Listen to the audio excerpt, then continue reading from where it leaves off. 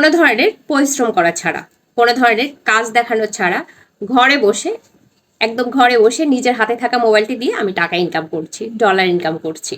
যে সত্যি শুনছেন, আমি কোনো কাজ দেখাচ্ছি না, আমি কোনো কাজ করছি না, আমি ঘরে বসে এমনিতে ডলার কামাচ্ছি। আসসালামু আলাইকুম, সবাই কেমন আছেন? আশা করছি সবাই ভালো আছেন। যিনি যেখান থেকে আমার ভিডিওটি দেখছেন, যদি ভালো লেগে থাকে প্লিজ লাইক কমেন্ট শেয়ার দিয়ে পাশে থাকবেন।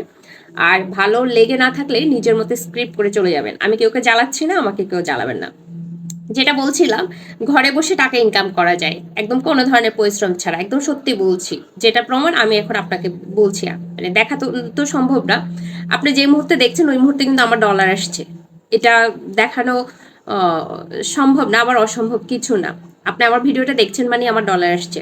তো যেটা বলছিলাম, আমি কোনো ধরনের রান্নার কাজ করছি না। রান্নার কাজ করলে কি হয়, বাজার গোছানো থেকে শুরু করে ডেকোরেশন থেকে শুরু করে ক্যামেরার অ্যাঙ্গেল ধরা, প্রত্যেকটা পার্ট বাই পার্ট ভিডিও করে রাখা এবং ওই ভিডিওটা এডিট করা, এটা আমার জন্য খুবই হ্যাসেল, এটা আমি পারবো না। তারপর হচ্ছে আপনার কোনো ধরনের অন্য কোনো ধরনের আর্ট করা, ওটাও আমার আসলে সময় হয় না। তা আমি কি করি, আমি আমার সমস্যাগুলো মানে পেজ ওপেন করতে যেয়ে শুরু থেকে শেষ পর্যন্ত যেই সমস্যাগুলোর মধ্যে দিয়ে আমি গিয়েছি, পার্ট বাই পার্ট প্রত্যেকটা ঘটনা আপনাদের সাথে শেয়ার করছি। এবং এই কারণে আমি আপনাদের অসংখ্য ভালোবাসা পেয়েছি, অসংখ্য মানুষের ভালোবাসা পেয়েছি, আমি অসংখ্য মানুষের কাছাকাছি যেতে পেরেছি, ভালো বন্ধু তৈরি হয়েছে, শুভাকাঙ্ক্ষী তৈরি হয়েছে আপনাদের মধ্য থেকে।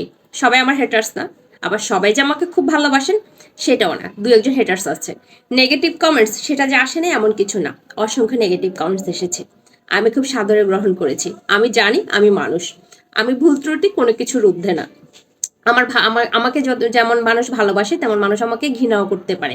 ভালোবাসতে এবং ঘৃণা করতে কোনোটার জন্য কোনো কারণ লাগে না, তবে হিংসা করার জন্য নির্দিষ্ট কারণ লাগে। সেটা কি জানেন? আপনি অন্যের চেয়ে এগিয়ে থাকলে উনি আপনাকে নিয়ে হিংসা করবে। নিঃস্বার্থভাবে কেউ কারো ভালো মেনে নেওয়া এখনো পর্যন্ত শিখে নেই। কখনো শিখবে কিনা সে ব্যাপারে আমার সন্দেহ আছে।